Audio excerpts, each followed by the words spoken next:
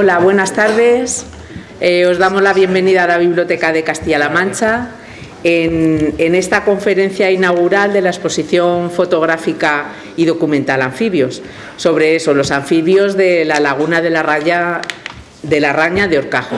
Y bueno, a mí siempre me gusta decir que en la biblioteca no solo hacemos presentaciones de libros, obras literarias, sino que nos interesa cualquier tema también científico y sobre todo, pues eso, de la naturaleza de Castilla-La Mancha, que siempre nos interesa a todos.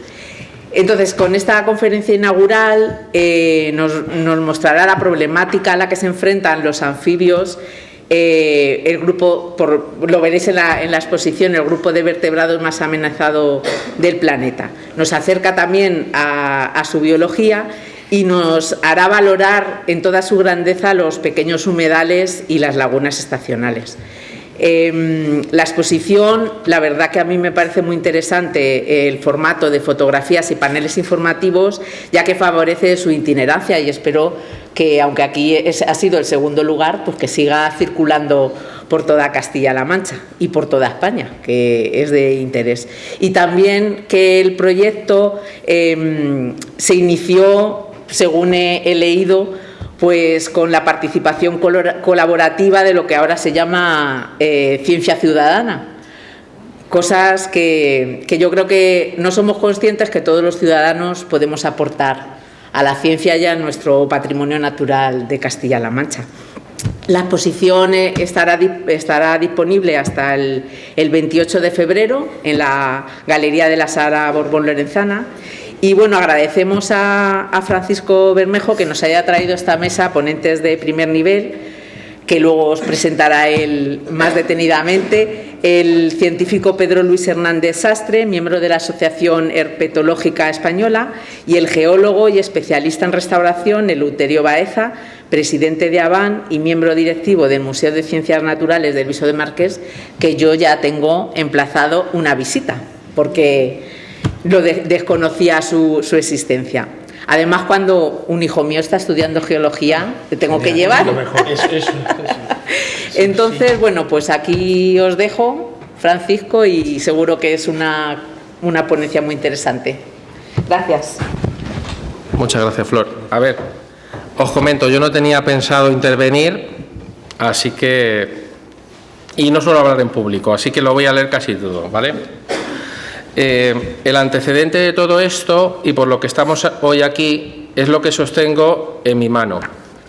Un libro de fiestas, ¿vale?, de un pueblo.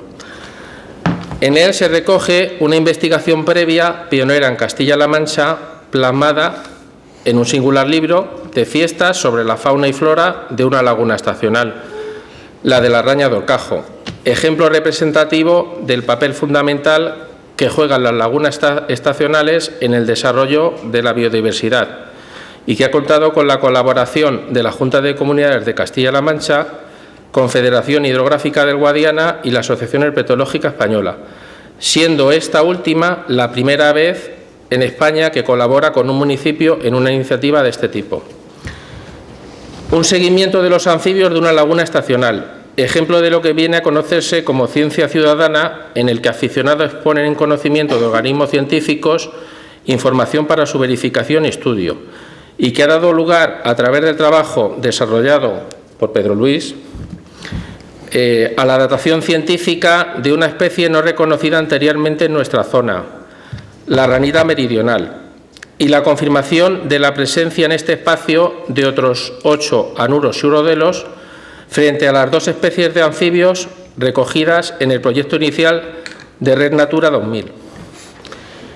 Este proyecto, que es una llamada de atención sobre la problemática asociada a los anfibios, ha sido recogido en la edición impresa de Lanza, periódico decano de la provincia de Ciudad Real, siendo portada, editorial y artículo central de la publicación en papel y cabecera de su digital con 3 artículos. Una de las noticias más vistas en el fin de semana de su publicación en la provincia de Ciudad Real, y cuya portada es la única fotografía de un anfibio a página completa en un periódico, que no revista, de nuestra región, Imagen de portada del periódico, que además es la fotografía de la cartelería de nuestra exposición, obra del fotógrafo Gerardo García Martín.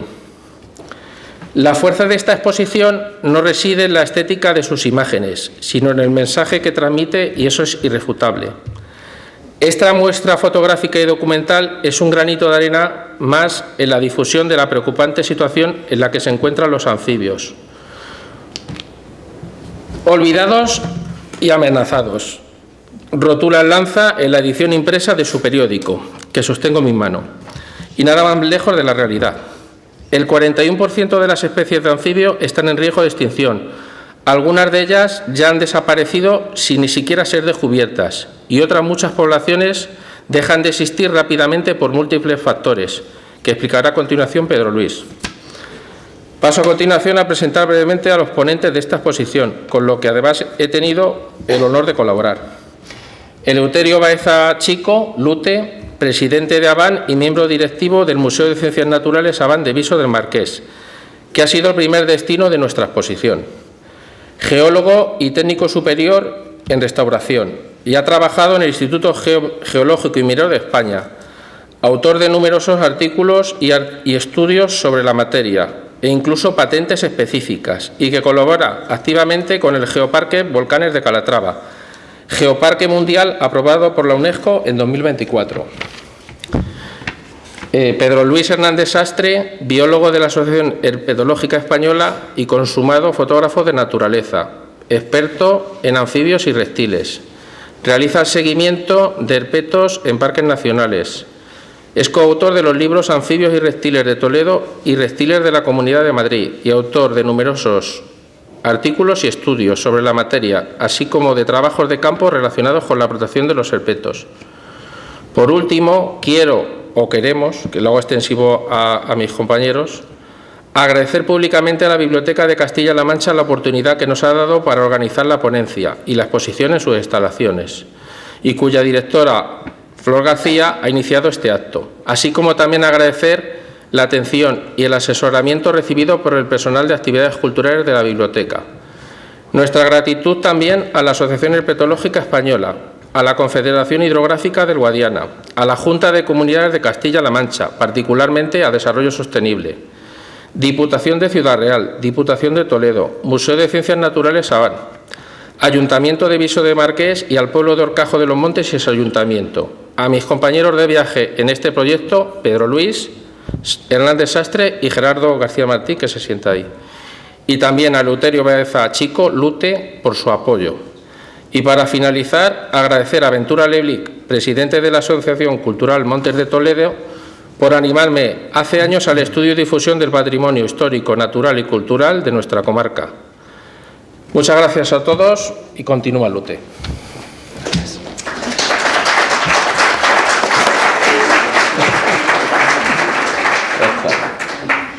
Buenas tardes. Agradecer sobre todo a Pedro Luis, a Gerardo, a Francisco, la invitación para participar en esta ponencia inaugural de esta exposición que tenemos en el pasillo de anfibios, y por supuesto a la Biblioteca de Castilla-La Mancha, la Casa de Cultura de todos los castellanos manchegos, por acoger esta muestra fotográfica pionera en Castilla-La Mancha sobre estos anfibios que habitan en una laguna estacional como la Raña de Horcajo.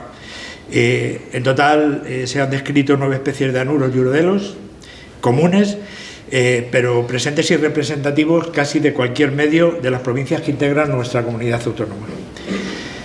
Bueno, permitidme que haga un pequeño comentario de nuestro Museo de Ciencias Naturales de ABAN, en Viso del Marqués, en Ciudad Real, que ha sido el primer, como comentaba Paco, el primer destino en recibir esta exposición, que es magnífica. Recuerdo mi época de fotógrafo y vamos, está a años luz. Entonces, es espectacular, ya digo, y es muy documental, ¿no? Entonces, a la vez, en Viso del Marqués, coincidiendo en el tiempo, se muestra otra que está destinada a una exposición permanente. Una vez que tengamos las etiquetas en braille, se llamará Toca Toca, para que cualquiera, tanto anfibios como reptiles, pues pueda tocar una víbora o un lagarto celado o un tritón o un gallipato o una salamandra. Bien, Entre estas piezas, además, se encuentra uno de los fósiles que tuve el privilegio de replicar del original. Se encuentra el Iberospondylus schultzei, que es un anfibio de casi 1 metro de longitud. Entonces el cráneo, en 2 posiciones, está presente por primera vez en el Museo Avant de Viso del Marqués. En un futuro estará, evidentemente, también en Puertollano. Los originales no van a salir de la universidad, pero bueno, ya tenemos los moldes hechos y se irán haciendo copias para difundir lo más posible esta pieza, que es espectacular. Es de edad carbonífera, como todas las minas de cielo abierto de Puertollano, y tiene unos 300 millones de años de antigüedad. 301, creo exactamente. Bien, los autores de la exposición Anfibios eligieron nuestras instalaciones por la especial vinculación que tenemos con la naturaleza. O sea, una relación que ya lleva casi más de 40 años desde que se fundó el Museo Avant de Ciencias Naturales, investigando, fomentando y contribuyendo a la conservación del medio de una forma totalmente altruista. Es verdad que, como en todas las asociaciones sin ánimo de lucro, somos 14 miembros y trabajamos 5 o 6, el resto no aparecen, pero los que trabajamos de forma muy activa. Bien, este Museo Avant cuenta con colecciones únicas, muchas de ellas de las más importantes de España. Las hemos logrado a base de donaciones de particulares, de entusiastas, de grandes especialistas de minerales, rocas, fósiles, micología, malacología, lepidópteros, entre otras muchas otras, ¿no? Además organizamos conferencias, jornadas, talleres, destacando las jornadas entomológicas de Castilla-La Mancha, que fueron un absoluto éxito el año pasado. Somos decanos también en micología. Es la primera vez que se celebran jornadas micológicas en Castilla-La Mancha, pues el Viso fue el pionero en esta actividad. Están avaladas por la Sociedad Micológica de Madrid y llevamos a cabo unas jornadas ornitológicas también de las más prestigiosas de Castilla-La Mancha. Y lo más importante, esta primavera vamos a hacer un inventario de los anfibios de la zona, tanto de la zona de la Raña del Viso como de la Sierra y como de la llanura, ¿no? Bueno, asociado a esta exposición vamos a organizar también una serie de actividades y talleres para los más pequeños y, por supuesto, para los adultos que quieran, y padres y demás, sobre anfibios, que va a ser pionero también en la región. Estos talleres, bueno, seguro que van a salir encantados. Bien, y por último quiero aprovechar la ocasión otorgada para hablar brevemente sobre otro de los grandes tesoros de nuestro pueblo, que todos los españoles deberían conocer, que es el Palacio Archivo Don Álvaro de Bazán. Es un monumento nacional que alberga el Archivo General de la Marina y atesora alrededor de 16 kilómetros de documentación. Pero es que no solo eso, tiene unos 8.000 metros cuadrados de pinturas murales al fresco, o sea, pintado en fresco sobre cal, que no es un temple, o sea, no es una técnica pictórica sencilla. Las pinturas al fresco, que yo he restaurado algunas en Palencia, es una cosa espectacular. Bueno, pues esos 8.000 metros cuadrados de pintura están al fresco. Bien, pues tanto para el Museo, humildemente, de Ciencias Naturales de nuestro pueblo, como para el Palacio, les invito a todos a que conozcan el Viso. Bueno, y sin más voy a dar el turno de palabras a un verdadero experto ponente, que es Pedro Luis Hernández Sastre, herpetólogo de la Asociación Herpetológica Española, que profundizará sobre peculiaridades de anuros y urodelos y la problemática tanto a nivel español como a nivel mundial, que tienen muy seria planteada, ¿no? Muchísimas gracias a todos y espero que disfruten de esta muestra fotográfica que está expuesta. Gracias.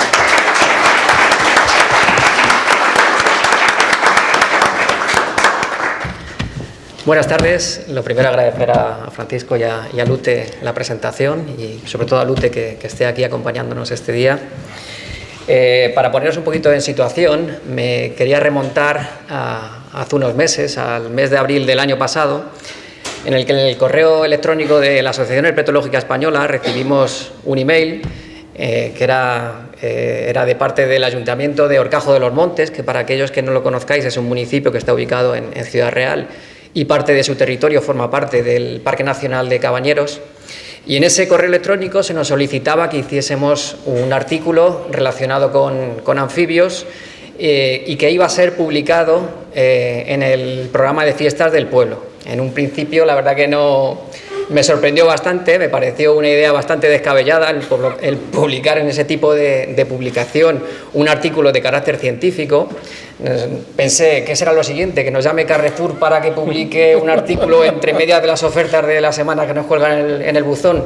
Entonces, finalmente, y una vez que lo pensé ya un poquito más en frío, me pareció que la idea no era tan descabellada como en un principio sonaba, y decidimos aceptar el realizar este artículo para el programa de fiestas. Hubo dos motivos que hicieron que me decantase por aceptar a realizar esta publicación o este artículo. El primero de ellos es que conocía de vista la laguna de la Raña de Horcajo, había pasado por delante en la carretera con el coche durante los trabajos que realizo en el Parque Nacional de Cabañeros, pero nunca había tenido el tiempo de parar y echar un vistazo a la laguna y conocerla a fondo. Entonces me pareció una oportunidad adecuada como para poder conocer, como os digo, a fondo la laguna. Y la otra cuestión la otra idea que me hizo decantarme por hacer el artículo era que pensé que la laguna de la Raña de Horcajo forma parte de una red de áreas protegidas a nivel europeo que se llama la Red Natura 2000. Y como tal, seguramente que había personas en la Comisión Europea, allá por Bruselas, a 1.500 kilómetros de lo que es la laguna, que conocen las virtudes o que conocen los valores naturales de la laguna de la Raña, porque por ese motivo ha sido declarado como un espacio protegido. Y sin embargo, muchos de los vecinos del pueblo de Horcajo, estoy casi seguro, que durmiendo todas las noches a 5 o 6 kilómetros de la laguna, desconocían esos valores naturales que habían motivado su declaración como espacio protegido. Entonces me pareció paradójico y me pareció que el hacer este artículo a través de un programa de fiestas pues sería un medio muy adecuado para llegar a todas esas personas, a esos vecinos del pueblo, y para que conociesen realmente las especies que, por ejemplo, podrían encontrar si se acercaban cualquier día allí a la laguna de Horcajo. Me pareció que pocos medios podrían tener más difusión que lo que es un programa de fiestas. Tal vez quizá las ofertas de Carrefour. Como os he dicho, una vez decidido hacer este artículo, pues se hizo el trabajo de campo. Yo participé realmente solo una noche en hacer los muestreos dedicados para descubrir aquellas especies que se ubican en la laguna.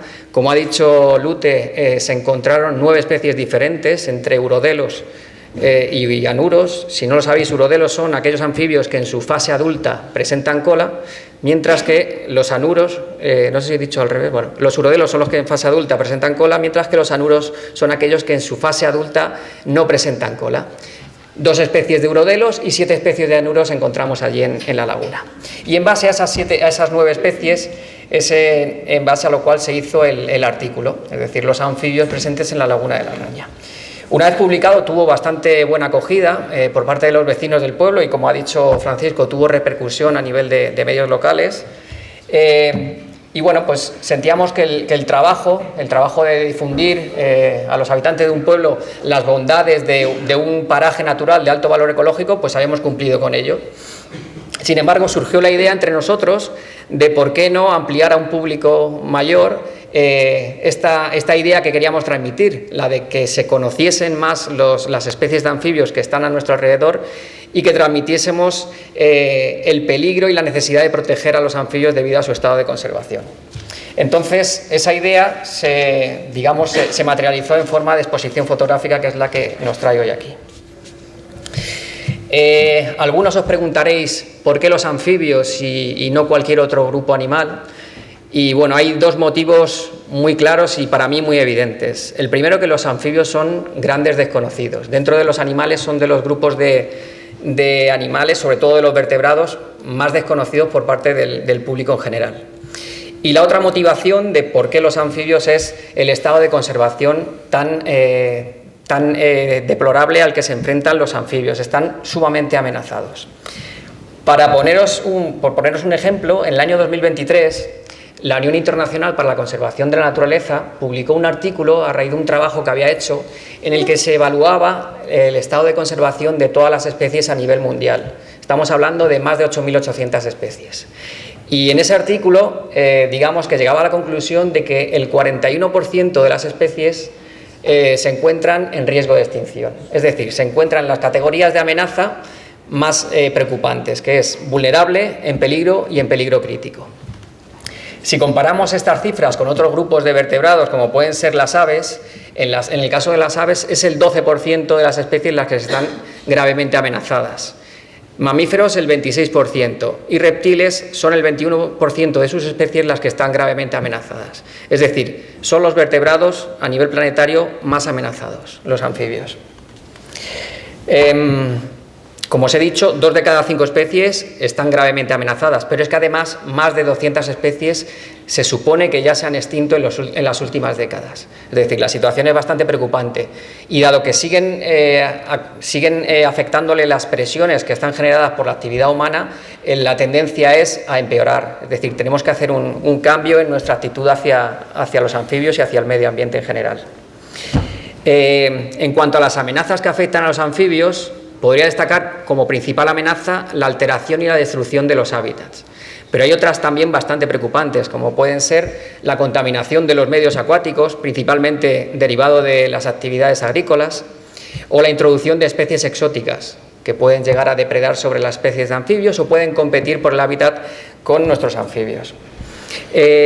Además, existen 2 amenazas que están adquiriendo cada vez una mayor importancia y están empujando a cada vez un mayor número de especies al borde de la extinción.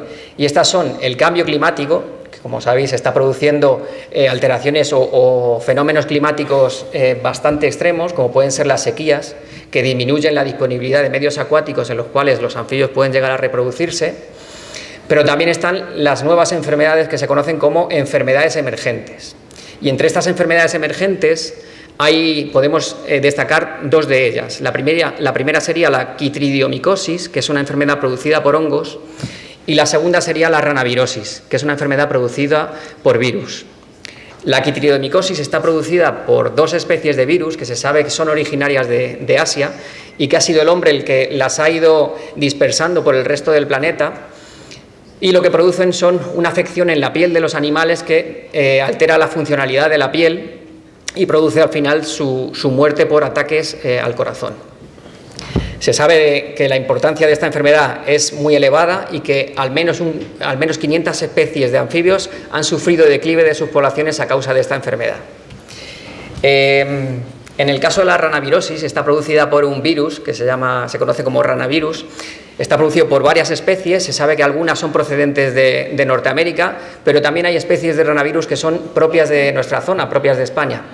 Lo que sí que es cierto es que el aumento de la temperatura producido por el cambio climático está incrementando el número de sucesos o de episodios de la enfermedad y la virulencia de la misma. Produce una serie de heridas en la piel de los anfibios y tanto en el caso de la quitridiomicosis como la ranavirosis, la sensibilidad de las especies es muy variada, de tal manera que hay especies muy sensibles que en cuanto llega a cualquiera de las enfermedades produce mortandades masivas en las localidades donde se ven afectadas, mientras que hay otras especies que no se ven prácticamente afectadas por estas enfermedades. Como os he dicho, no son pocos las amenazas que se ciernen sobre los anfibios. Y está claro que estamos en una situación bastante preocupante y bastante crítica en la que debemos actuar para tratar de frenar y de revertir este declive general de sus poblaciones. Y algunos pensaréis o algunos se preguntarán ¿por qué proteger los anfibios? ¿En qué medida me afecta que desaparezcan los anfibios? Y a mí tampoco me va a importar mucho, no me va a afectar en mi vida diaria. Y os enumeraré una serie de características de los anfibios que le otorgan una importancia real y que nos puede afectar a nosotros. Primero de todo, los anfibios son fundamentales en el equilibrio ecológico. Tienen un papel fundamental o central en las cadenas tróficas, tanto en su papel de presa como en su papel de depredadores de otras especies. Y sobre todo en su papel de depredadores pueden actuar como controladores de otros animales que son susceptibles de formar plagas, de invertebrados como pueden ser moscas, mosquitos o babosas. Además, son unos importantes bioindicadores, son especies muy sensibles a cualquier alteración del medio, de tal manera que cualquier cambio, como os he dicho, en el medio va a ser indicado o va a ser alertado de forma temprana por los anfibios. Otro aspecto importante y bastante desconocido es su importancia de cara a la medicina, y ya no solo en la medicina tradicional como en la medicina tradicional china, sino en la medicina contemporánea occidental. De hecho, se desarrollan numerosos fármacos a partir de compuestos que se extraen de los anfibios. Para haceros una idea, la piel de los anfibios, que es una piel bastante permeable y que debe estar casi permanentemente húmeda, sería muy vulnerable a infecciones por bacterias o por hongos, y sin embargo ellos sintetizan una serie de proteínas que se llaman péptidos y que emiten a través de unas secreciones en la piel que funcionan como a modo de barrera para evitar estas infecciones. Y es a partir de estos péptidos a partir de los cuales se sintetizan fármacos que se desarrollan para medicina humana. Se han sintetizado antiinflamatorios, antibióticos, se han sintetizado medicinas para combatir el SIDA, para combatir incluso enfermedades neurodegenerativas como el Alzheimer. Y me llamó mucho la atención porque hace poco encontré información acerca de unos estudios que estaban realizando con unas especies de salamandras que se llaman ajolotes, que viven en Estados Unidos y que tienen la capacidad, como todas las salamandras, de regenerar ciertos miembros cuando son amputados. Es decir, si se les corta una pata o una mano, pueden llegar a regenerarla. En el caso de los ajolotes, llevan esta capacidad regenerativa al extremo. Son capaces de regenerar la médula espinal, órganos internos, los ojos. Incluso cuando sufren un proceso de regeneración no dejan una cicatriz, no queda una cicatriz en el tejido nuevo que se ha formado, lo cual es muy interesante de cara, por ejemplo, al estudio de los ataques al corazón en humanos. Y como os he dicho, se está estudiando mucho la aplicación en medicina regenerativa de tejidos en humanos. Como veis, no son pocas los motivos que tenemos para protegerlo. Otro motivo, además, es la importancia cultural de los anfibios. Aunque nos pase muchas veces desapercibido, son importantes, son fuente de inspiración desde el punto de vista estético o religioso, espiritual, desde el punto de vista literario. Para la comunidad científica también los anfibios son cada vez más importantes y cada vez destinamos más esfuerzo a su investigación. E incluso para lo que es la educación ambiental, de cara a niños, de cara a acercarlos a la naturaleza, los anfibios son una forma ideal digamos, de que aprendan acerca de la naturaleza. Como veis, son muchos los motivos, pero al final, en el fondo, proteger o conservar a los anfibios se puede considerar como un acto egoísta, porque digamos que el bienestar de los humanos depende en parte de la efectiva conservación de los anfibios. Esta es al final la finalidad de la exposición, no tanto que veáis unas fotografías que os parezcan más o menos estéticas, sino que aprendáis o que conozcáis ciertas especies que tenemos cerca, que tenemos en las mediaciones, que son unas grandes desconocidas, y tratar de romper la barrera que sienten algunas personas o de aversión o simplemente cultural hacia estas especies, para cambiar, hacer o promover un cambio de actitud y bueno, simplemente poner nuestro granito de arena en lo que se llama conocer para aprender. Y ya está. Simplemente muchas gracias por acudir hoy aquí y espero que podáis disfrutar de la exposición.